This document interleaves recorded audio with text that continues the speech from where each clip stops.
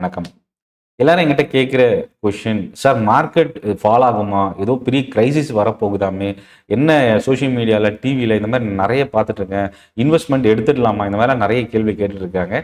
இதுக்கான பதில் தான் இந்த வீடியோவில் பார்க்க போகிறோம். Chennai trading academy YouTube channel subscribe பண்ணி வாட்ச் பண்ணுங்கள். இன்னியோட போஸ்ட் மார்க்கெட் அப்டேட்டில் என்ன நடந்திருக்கு, என்னென்ன ஸ்டாக்ஸு அதிகமாக இன்க்ரீஸ் ஆகிருக்கு, என்னென்ன ஸ்டாக்ஸ் அதிகமாக ஃபால் ஆகிருக்கு, வால்யூம் இன்க்ரீஸ் ஆன ஸ்டாக்ஸ்லாம் என்னென்ன, ரொம்ப சுவாரஸ்யமான நியூஸ் இன்னியோட மார்க்கெட்டில் என்னென்னன்றதை ஒன் பை ஒன்னாக பார்க்க போகிறோம்.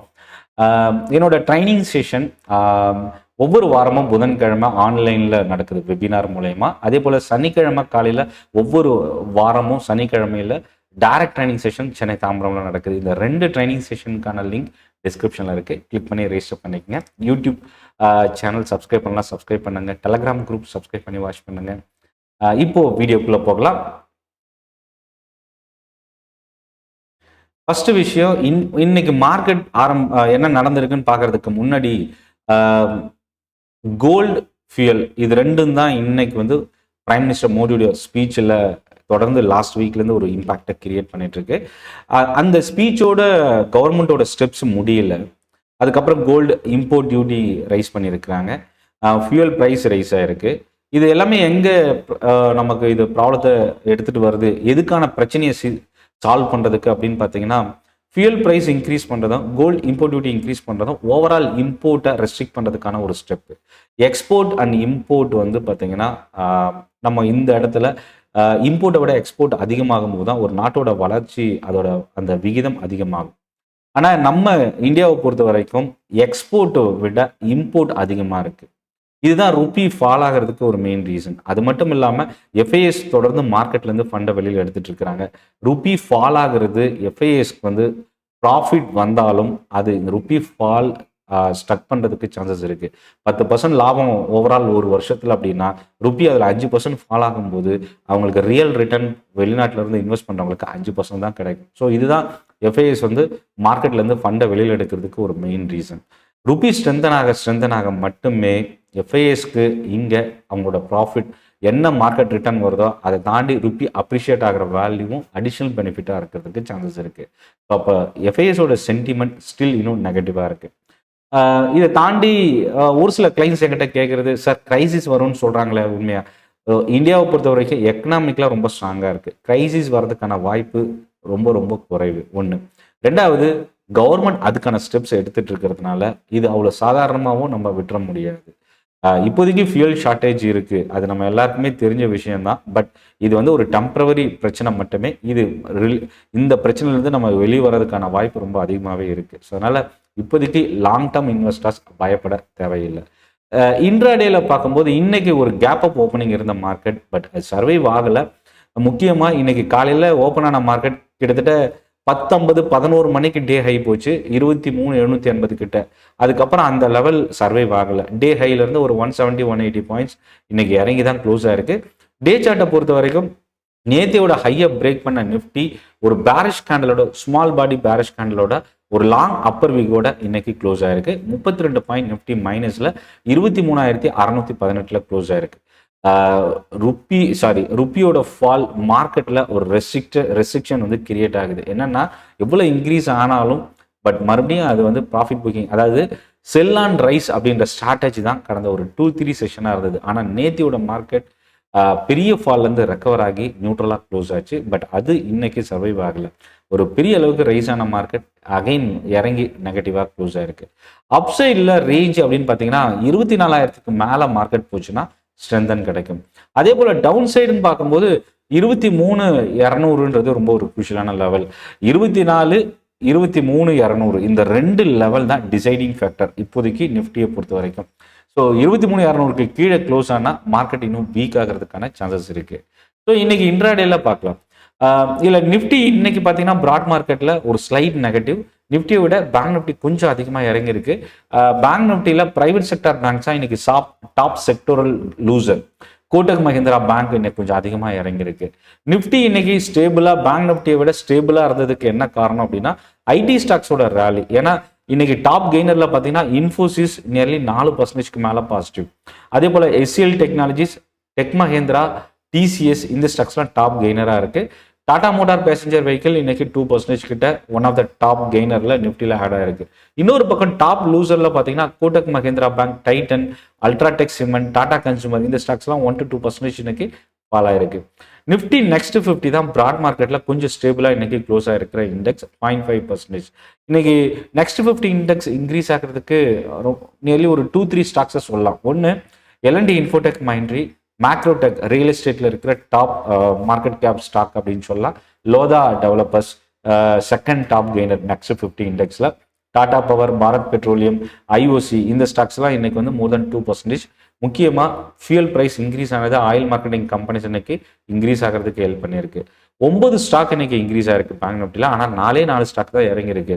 அதில் என்ன பிரச்சனை அப்படின்னா இந்த 4 ஸ்டாக்குமே heavy weightage stock.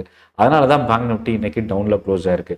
Kotak Mahindra bank, HDFC bank, AU small finance bank, ICICI bank இந்த 4 பேங்க் தான் பேங்க் நிஃப்டியில் இன்னைக்கு நெகட்டிவாக க்ளோஸ் ஆயிருக்கு. மிட் கேப் ஸ்டாக்கை பொறுத்த வரைக்கும் இன்னைக்கு ஒரு ஸ்ட்ராங்கான அப்சைட் மொமெண்டமோட க்ளோஸ் ஆயிருக்கு 0.9%. இதுக்கு என்ன காரணம் அப்படின்னா Coforge, KPIT technologies, Vodafone Idea, Jubilant Food, Voltas, Lenskart, Hindustan petroleum இந்த ஸ்டாக்ஸ்லாம் மோர் தென் 3% இன்னைக்கு இன்க்ரீஸ் ஆனது. இன்னொரு பக்கம் ஆஸ்ட்ராலோட குவார்டர்லி ரிசல்ட் 6% ஃபால் ஆயிருக்கு. பாரத் ஃபோர்ஜோட நியூஸ் இன்னைக்கு 2% ஃபால் ஆயிருக்கு. ஆர்பிஎன்எல், எம்ஆர்எஃப் இந்த ஸ்டாக்ஸ்லாம் மோர் தென் 1% கிட்ட இன்னைக்கு இறங்கியிருக்கு. ஸ்மால் கேப் பக்கம் வரும்போது 2 ஸ்டாக் 8% மேலே ரைஸ் ஆயிருக்கு. ஒன்று திருவேணி டர்பைன் 8% பாசிட்டிவ், இன்னொன்று ஏஞ்சல் ஒன் 8% இன்னைக்கு ஒரு ஸ்ட்ராங்கான அப்சைட் மொமெண்டம் ஆவரேஜ் வால்யூமை தாண்டி இன்னைக்கு கிராஸ் ஆயிருக்கு. டாடா டெக், ஐடிபிஐ பேங்க் இன்னைக்கு 5%, ஓலா எலக்ட்ரிக், தீபக் ஃபெர்டிலைசர், கிளாண்ட் ஃபார்மா இந்த ஸ்டாக்ஸ்லாம் 3% மேலே இன்க்ரீஸ் ஆயிருக்கு. ஐடி இண்டெக்ஸில் இன்னைக்கு எல்லா ஸ்டாக்குமே positive. Coforge, Infosys, LNT Infotech Mindtree இந்த 3 ஸ்டாக்கு 4% மேலே இன்னைக்கு பாசிட்டிவாக க்ளோஸ் ஆயிருக்கு. நிஃப்டி ரியல்டி இண்டெக்ஸ் தான் இன்னைக்கு செகண்ட் டாப் கெய்னர். ஏன்னா நிஃப்டி ஐடி இண்டெக்ஸ் 3% செக்டாரில் இன்க்ரீஸ் ஆயிருக்கு. அதுக்கு அடுத்த இடத்துல ரியல்டி இண்டெக்ஸ் மோர் தென் 1% இன்னைக்கு இன்க்ரீஸ் ஆயிருக்கு. இன்னைக்கு அதிகமாக ஃபாலோ ஆயிருக்கிற செக்டார்னு பார்த்தீங்கன்னா பிரைவேட் செக்டார் பேங்க்ஸ். ஆனால் இதில் இன்னொரு விஷயம் என்னன்னா பிஎஸ்யூ பேங்க்ஸ் இன்னைக்கு எல்லா ஸ்டாக்குமே இன்னைக்கு பாசிட்டிவாக க்ளோஸ் ஆயிருக்கு. நிஃப்டி பிஎஸ்யூ பேங்க் இண்டெக்ஸில் top gainer Punjab national bank, Canara bank, Indian bank, SBI இதெல்லாமே மோர் தென் 0.5லேருந்து 1% வரைக்கும் இன்னைக்கு பாசிட்டிவாக க்ளோஸ் ஆயிருக்கு. இன்னைக்கு மார்க்கெட்டில் நடந்த ஒரு சில இம்பார்ட்டன்ட் ரீசன் என்ன அப்படின்னா ருபி ஃபால், ஓவரால் மார்க்கெட் நேற்று யூஎஸ் மார்க்கெட் பாசிட்டிவாக இருந்தோம். நம்ம மார்க்கெட் இன்னைக்கு பாசிட்டிவாக ஓப்பன் ஆகி சர்வை பண்ண முடியல, க்ளோசிங்கில் இறங்கி க்ளோஸ் ஆயிருக்கு. அதுக்கு வந்து யூரோப் மார்க்கெட் இன்னைக்கு பாசிட்டிவாக இருந்தது ஓப்பனிங்கில். ஆனால் டவ் ஃபியூச்சர் வந்து ஒரு ஸ்லைட் நெகட்டிவாக டர்ன் ஆனது நம்ம மார்க்கெட் இறங்குறதுக்கு ஒரு காரணமாக இருந்தது. யூஎஸ் மிலிட்ரி அட்டாக் ஈரானுக்கு அகேன்ஸ்டாக இப்போதைக்கு நிறுத்தி வைக்கப்பட்டிருக்கின்ற நியூஸு ஒரு பாசிட்டிவ் ரியாக்ஷனை கொடுத்துருக்குன்னு சொல்லலாம். ஆனால் இதில் ஸ்டில் இந்த ஹார்மஸ் இஷ்யூஸ் இன்னும் அந்த கடல் வழி போக்குவரத்து இன்னும் ஸ்டில் நார்மல் சுச்சுவேஷனுக்கு இன்னும் டர்ன் ஆகலை. நிக்கி ஜப்பான் மார்க்கெட் ஒரு ஸ்லைட் நெகட்டிவ். ஹாங்காங் மார்க்கெட் இன்னைக்கு ஒரு neutral closing. Brent crude still $110 மேலே ரீட்டைன் ஆயிருக்கு. ஸோ இன்ஃப்ளேஷன் இன்க்ரீஸ் ஆகும், ருப்பி ஃபால் ஆகுது அப்படின்னா ஏன்னா இன்னொரு பக்கம் ஆயில் ப்ரைஸ் இன்க்ரீஸ் பண்ணியிருக்கிறது ஒரு காரணம். கோல்டு, சில்வர் ஸ்டில் வந்து ஒரு கிளியர் டைரக்ஷன் இல்லாமல் இருக்குது. ஏன்னா க்ரூட் ஆயில் இன்க்ரீஸ் ஆனால் கோல்டு சில்வர் இறக்குது, க்ரூட் ஆயில் ஃபால் ஆனால் கோல்டு சில்வர் இன்க்ரீஸ் ஆகுது. ரெண்டுமே ஒரு ஆப்போசிட் காரலேஷனில் தான் இப்போ மூவ் ஆகிட்டு இருக்கு. ஐடி, டிஃபென்ஸ், செலக்டிவ், ஃபார்மா இன்னைக்கு கொஞ்சம் ஸ்டேபிளாக இருந்தது. Infrastructure, consumption, auto, private sector banks இன்னைக்கு கொஞ்சம் வீக்காக இருந்தது. இல்லை ஏர்னிங் வைஸ்ன்னு பார்த்தீங்கன்னா ஆஸ்ட்ரல் வந்து இன்னைக்கு ஒரு பெரிய அளவுக்கு ஏமாற்றம் அப்படின்னு சொல்லலாம். பட் ரிசல்ட்டு பெரிய அளவுக்கு கை கொடுக்கல அப்படின்னா ஒரு நியூட்ரல் ரிசல்ட் அப்படின்னு சொல்லலாம். ஐஓசியோட ரிசல்ட்டு பெரிய அளவுக்கு இம்ப்ரெஸ் பண்ணல. ஆனால் ஆயில் மார்க்கெட்டிங் கம்பெனிஸ் இன்னைக்கு பாசிட்டிவாக க்ளோஸ் ஆயிருக்கு. இதை தாண்டி ரொம்ப கேபிட்டல் மார்க்கெட் ஸ்டாக்ஸு முக்கியமாக பிஎஸ்சி, எம்சிஎக்ஸ் இந்த ஸ்டாக்ஸ்லாம் ரொம்ப ஒரு ஸ்ட்ராங் ஜோனில் ட்ரேட் ஆகிட்டு இருக்கு. அதே போல் இன்னொரு பக்கம் ஏஞ்சல் ஒன் 8% இன்னைக்கு இன்க்ரீஸ் ஆயிருக்கு. டிவிஎஸ் மோட்டார் கடந்த 8 செஷனில் 13% கிட்ட ஃபால் ஆயிருக்கு. ஜனா ஸ்மால் ஃபைனான்ஸ் பேங்க்ல 5% ஷேர் வாங்குறதுக்கான நியூஸ் வந்தது. அது முக்கியமாக புரோக்கரேஜஸ் வந்து பார்த்தீங்கன்னா ஒரு கன்சர்னாக தெரிவித்தது இந்த ஸ்டாக் இறங்குறதுக்கு ஒரு ரீசனாக இருந்தது. ஜைடஸ் லைஃபோட பைபேக் ப்ரைஸ் அனௌன்ஸ் பண்ணியிருக்கிறாங்க, நம்ம வரப்போகிற அடுத்த செஷனில் கவனிக்கலாம். வோடஃபோன் ஐடியா கடந்த ஒரு வருஷத்தோட ஹையர் ட்ரேட் கிராஸ் ஆகி நியர்லி ₹5 அபவ் இன்னைக்கு ட்ரேட் ஆகிருக்கு.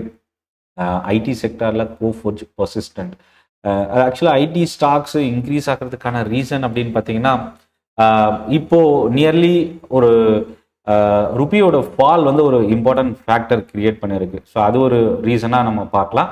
இதை தாண்டி பாரத் ஃபோர்ஜ் இன்னைக்கு மோர் தென் 2% கிட்ட இன்னைக்கு இறங்கியிருக்கு. இப்போதைக்கு நியர் டேர்மில் இருக்கிற பிரச்சனை அப்படின்னா க்ரூட் ஆயில் ப்ரைஸ் இன்க்ரீஸ் ஆகிறது, ருப்பியோட ஃபால், எஃப்ஐஎஸ் மார்க்கெட்லேருந்து ஃபண்டை வெளியில் எடுக்கிறது, இது எல்லாமே இப்போ நியர் டேர்ம் ஒரு ஷார்ட் டேர்மில் இருக்கிற ஒரு பிரச்சனையாக இருக்குது. மார்க்கெட் அதுக்கு கண்டிப்பாக ரியாக்ட் பண்ணும். ஸோ அதுக்கு வந்து நம்ம டெக்னிக்கல் லெவல்ஸ் வந்து நம்ம ஃபாலோ பண்ணலாம். 23,200 ரொம்ப ஒரு ஸ்விங் ட்ரேடருக்கான ஒரு சப்போர்ட் ஜோன், 23,000 மேபி ஷார்ட் டேர்முக்கான ஒரு சப்போர்ட் ஜோனாக யூஸ் பண்ணலாம். இந்த 2 லெவல் தான் ரொம்ப குரூஷியலாக இப்போ நியர் டேர்முக்கு. அதே போல் 24 கிராஸ் ஆனால் தான் மார்க்கெட்டில் ஃப்ரெஷ் பையிங் வரதுக்கான சான்சஸ் கொஞ்சம் இருக்குது. இப்போ வெயிட் பண்ணி பார்க்கலாம் எந்த லெவல் பிரேக் ஆகி உடையுது அப்படின்றது. மார்க்கெட் அப்டேட்ஸ், ஸ்டாக் நியூஸ் இதெல்லாமே நீங்கள் என்னோட டெலகிராம் குரூப்பில் ரிசீவ் பண்ணலாம். லிங்க் டிஸ்கிரிப்ஷனில் இருக்குது. என்னோட ட்ரைனிங் செஷன்ஸ்க்கான லிங்க்கும் டிஸ்கிரிப்ஷனில் நீங்கள் யூஸ் பண்ணிக்கலாம். நன்றி, வணக்கம்.